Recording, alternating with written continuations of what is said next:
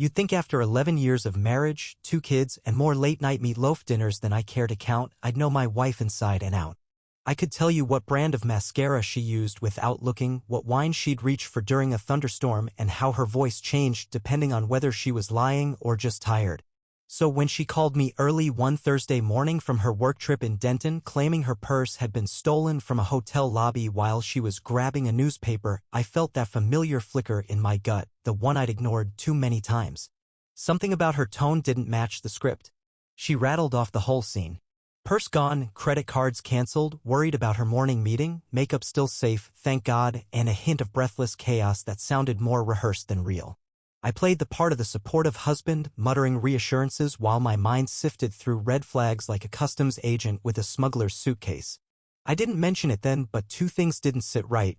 1, she never read newspapers, and 2, she hadn't worn those rings she swore were in her purse in over a week. Still, I did what any loving husband would. I canceled the cards, made a note to check our insurance coverage, and tried to shake the feeling that something was slipping through my fingers like oil on a wrench. That night, while rummaging through the office drawers looking for our home insurance documents, I found something unexpected, a folder with statements from her Fidelity investment account. She'd inherited the fund after her parents' accident, and though we'd always kept that account separate, I noticed a recent withdrawal for $3,000 dated just days after the alleged theft. Now, I don't usually pry, but $3,000 is a peculiar amount to vanish without discussion, especially when she'd just lost her rings. So I picked up the phone, called the jewelry store listed on the statement, and asked a few pointed questions about a potential warranty issue. The woman on the line remembered the purchase immediately. Your wife was very upset, she said. She said her wedding and engagement rings had been stolen. She wanted to replace them as closely as possible. Well, that was news to me. Not once had Claire mentioned losing the rings. She'd only ever talked about the purse. Suddenly, I was left wondering why my wife would carry her wedding set in a purse instead of on her finger. The only reason I could come up with was the one I didn't want to believe: she didn't want anyone knowing she was married. That suspicion festered until the day I decided to take a closer look inside her car. It was the night before her next trip. While she was busy tucking the kids in, I went out to the garage under the pretense of checking the tire pressure. In the glove box, I found the usual suspects: gum, pens, expired insurance cards. But under the driver's seat, nestled between a Starbucks lid and a crumpled napkin, was a used rubber. Not wrapped, not bagged, just discarded like last night's takeout. My breath caught, not from disgust, but from the kind of realization that hammers through your chest and echoes in your ears. This wasn't a misunderstanding. This wasn't some mistake. It was betrayal, plain and filthy. I stood in that garage for a full minute, the rubber in a tissue, staring at the car like it might confess. She wasn't just lying. She was planning. Calculated enough to buy replacement rings, bold enough to carry out whatever secret life she'd started carving for herself. I didn't confront her. Not yet. That night, we ate dinner like everything was normal, me, her, and the kids chatting about homework and cartoons while I sat there pretending my stomach wasn't doing somersaults. But when she kissed me goodnight and whispered, "Love you," I didn't say it back. I couldn't. The next morning, I called a private investigator. The man I hired came highly recommended, a PI named Vince Marshall, former cop turned freelance bloodhound with eyes that looked like they'd seen too much and lips that rarely moved unless he had something worth saying. He didn't blink when I told him what I suspected. He just took a small notebook out of his coat pocket, asked for her schedule, and said, "Give me 2 weeks." Those 2 weeks moved like wet cement. Claire went on her trip just like always. She left on Thursday morning with a wink and a wheeled suitcase, said she'd call from the hotel, and did exactly that. Said the same things she always did: "Miss you, long day, looking forward to coming home." But there was a hollowness in her words now, something I heard because I finally knew where to listen. I busied myself with the kids, work, and half-heartedly fixing the squeaky gate I'd been meaning to deal with for months. Anything to keep my hands moving while my thoughts spun like laundry in a busted machine. Every time my phone buzzed, my stomach clenched. And when it didn't, my mind wandered to places darker than I liked to admit. Vince checked in once during that time, just a brief call to confirm details and ask if Claire ever mentioned a man named Jason. She hadn't, but I filed the name away like a loose nail waiting to be stepped on. I didn't ask for more, didn't press for updates. I just waited. Then came the day. Vince called early in the morning and asked me to meet him at a diner off Route 19. Said he had something to show me. I barely finished dressing before I was out the door. My hands were cold the entire drive. The diner smelled like burnt coffee and ketchup, and Vince was already in a booth, manila folder resting beside his untouched eggs. "Sit down," he said, pushing the folder toward me. "You're gonna want to brace yourself. Now, I've seen a lot in my life. I've seen cars crushed like tin cans and men cry over busted plumbing, but nothing prepared me for what was inside that folder. Claire, my wife, the woman I once stood beside at an altar with shaking hands and a rented tux, was wrapped around a man in a hotel parking lot like something out of a low-budget romance novel. They weren't doing anything graphic. Vince knew better. But the implication? It was all there. Arms around necks, lips on cheeks, her smile wide and real in a way I hadn't seen in years. He had photos of them checking into a motel on the edge of town, of her leaving 2 hours later with her blouse half-tucked and hair tied in a way she never wore at home. One shot hit me hardest, her sitting in the passenger seat of a red pickup, laughing, tossing her head back the way she used to when we were dating, and she thought everything I said was funny. There was a chill that settled into my bones right then, the kind that doesn't leave with heat or whiskey. It was the realization that she wasn't just cheating on me, she was enjoying it.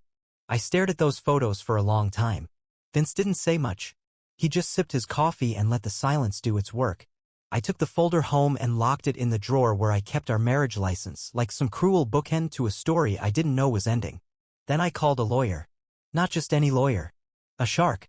A courtroom predator with the bite of a great white and the suits to match. His name was Aaron Cole, and from the second he shook my hand, I knew he was the kind of man who saw divorce as a war, and he came to win. I showed him the photos. I told him everything about the rings, the lies, the rubber in the car. He nodded, took notes, and said 5 words that stuck with me: "We'll make her regret everything." He was calm. I was calm. But inside? Inside I was fire. Aaron Cole worked fast. He was one of those attorneys who made you feel like you were watching a demolition crew measure the angles before leveling a building to the ground. "First step," he said, tapping the manila folder with 2 fingers, "we build a narrative. Judges don't respond to pain, they respond to patterns. So we give them one they can't ignore." He told me to keep playing it cool at home. "The last thing we need is her knowing you know. You stay the steady husband. Be sweet. Be patient. Let her write the rest of the story with her own actions. The deeper she goes, the better we come out in court." So I played along. That week, I took the kids to school. I cleaned the garage. I kissed Claire goodnight. And every second felt like I was wearing someone else's skin. It's strange pretending to love someone while simultaneously building the case to destroy them. Like painting a house while secretly pulling nails from the foundation. She didn't seem to notice. If anything, she was more relaxed than she'd been in months. She came home from her trips glowing, complimented my cooking, even suggested a date night. But her phone still lit up at odd hours, and she still kept that same travel bag by the door, always zipped tight, like a vault for her other life. Aaron brought in a tech guy to clone her phone activity. Not invasive, not illegal, just smart use of shared access. Every message, every photo, every call log dumped into a clean little file that made my stomach churn. Her lover, Jason, texted like a man who thought he'd already won. "Can't wait to see you tonight," he wrote. "Or the black one like you like." The black one. I remembered that dress. I'd bought it. Our anniversary 4 years ago. She said it was too daring to wear out. Apparently not too daring for motel rooms and parking lots. The PI kept collecting evidence. He found out Jason was recently divorced. He worked construction. Had a record for drunk and disorderly. Not exactly a prince. He'd been through 2 jobs in 3 years and had filed for bankruptcy once. A real catch. And Claire? She was investing time and energy like she was building a future with him. What they didn't know was that I was building one too, just not the one they counted on. Aaron and I prepared our filing. Custody first. Full custody. Citing infidelity, unstable moral conduct, and willful deceit.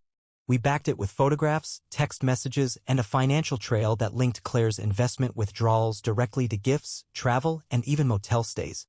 That $3,000 from the jewelry store? It bought more than rings. It bought weekends with Jason and lies thick enough to choke on. But here's the twist: I didn't file right away. No. I waited for one final piece. See, Aaron said the court always responds best when there's a moment, a single act, that crystallizes the betrayal. And wouldn't you know it, Claire gave it to me.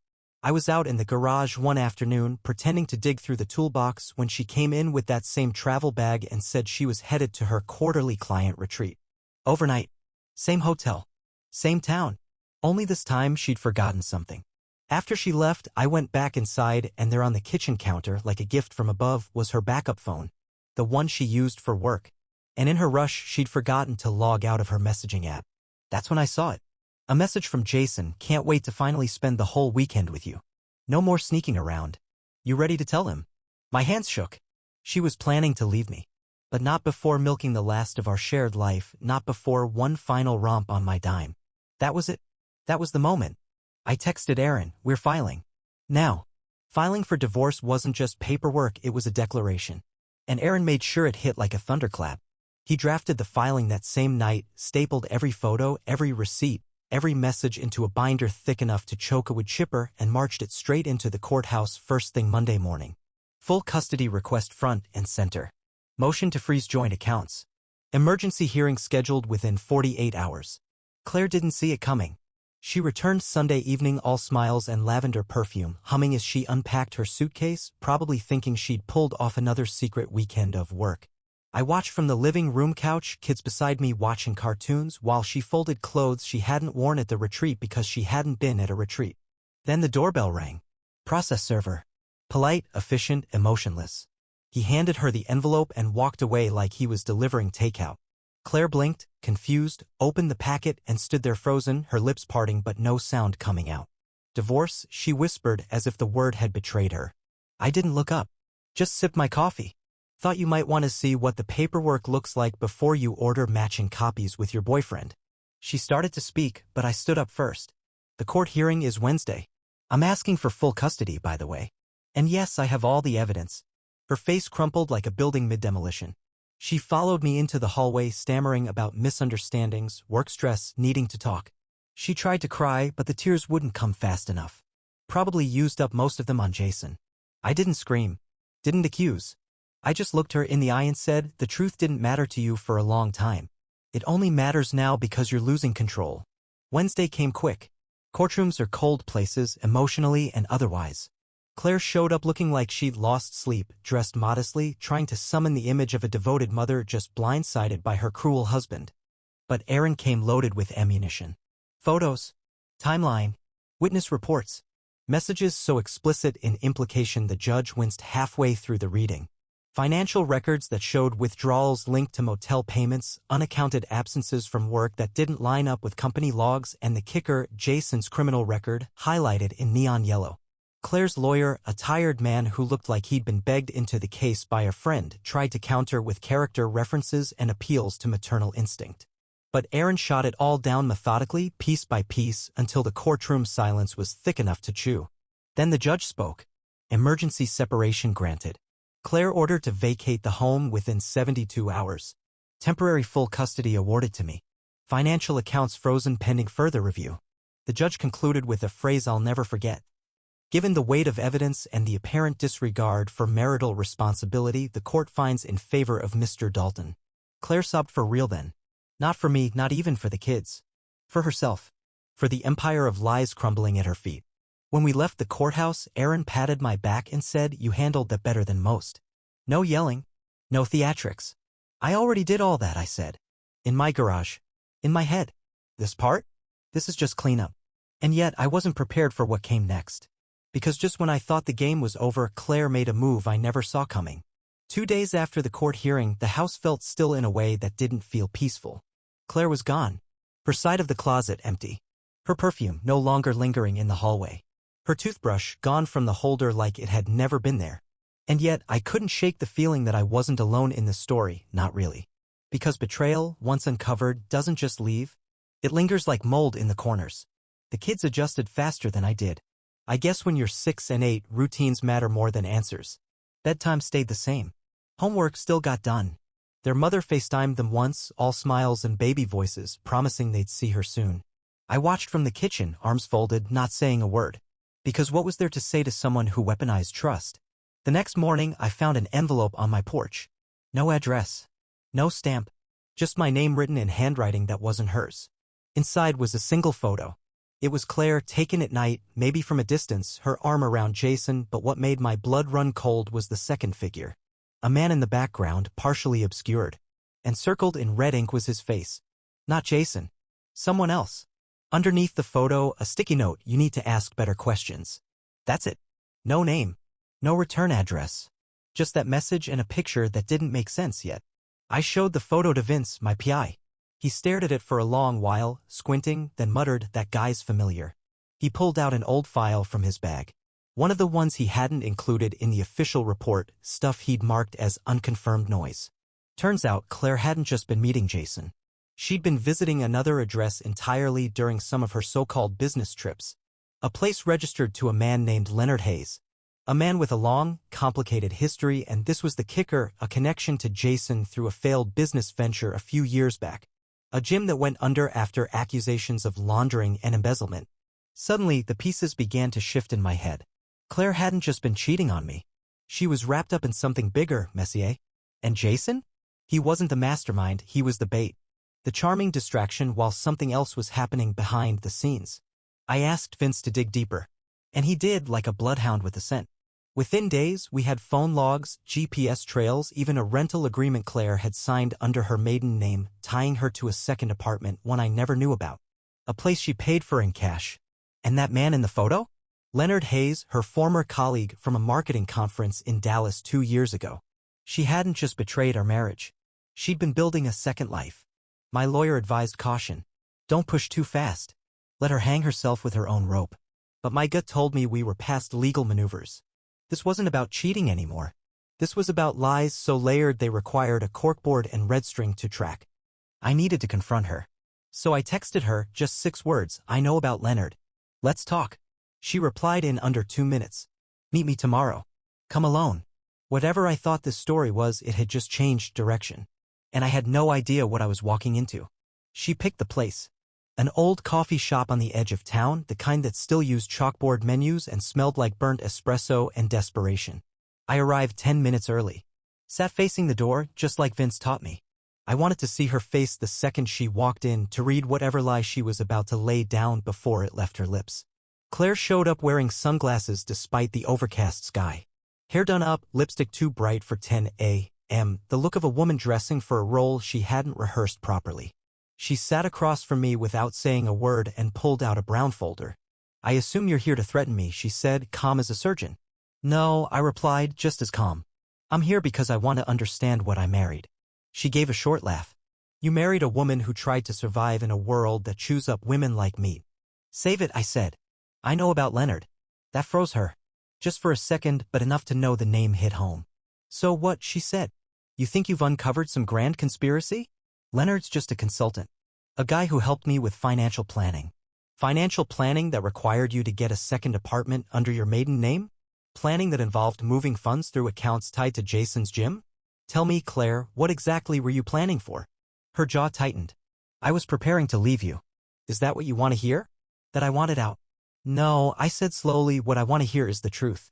Because I think Leonard wasn't just helping you. I think he was using you. And I think you knew it."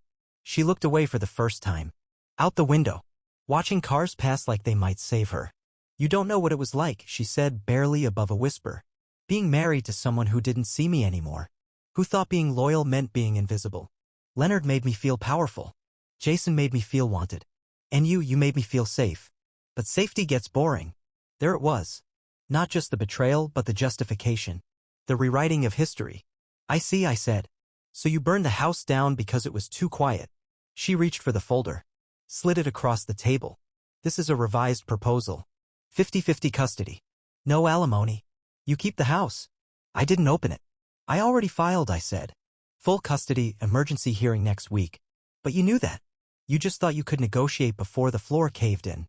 Claire took off her sunglasses. Her eyes were red, not from crying, but from the exhaustion of juggling too many masks for too long. "Leonard is gone," she said. "Skipped town last week. Took my savings. Jason's, too. It was all a setup. I was stupid. I leaned in. No. You were greedy. You had a husband. A family. And you traded it all for a man who promised shortcuts." Her voice cracked. "I didn't mean for any of this to happen." "Neither did I said. "But here we are." She wiped her eyes and stood. "What happens now?" "You show up in court," I said. "You tell the truth for once. Maybe the judge gives you weekends. Maybe not." She nodded like she understood, but I could see it, the gears still turning behind her eyes, the part of her that didn't know how to lose without taking something with her. She walked out without saying goodbye. And I sat there for a while, watching the steam rise from my untouched coffee, realizing I wasn't angry anymore. Just tired. But I should have known it wasn't over. Because the final blow hadn't landed yet. Court day arrived like a storm front. Gray skies, cold wind, and a tension that hung in the air like the breath you hold when waiting for something to break. I wore my best suit, the one Claire bought me years ago when I got promoted. Funny how a gift from her was now armor against her. The courtroom buzzed with quiet chatter. Claire sat across from me, her lawyer whispering in her ear, but she wasn't her usual polished self. Her hair looked thrown together, her eyes ringed with exhaustion, and she couldn't keep still.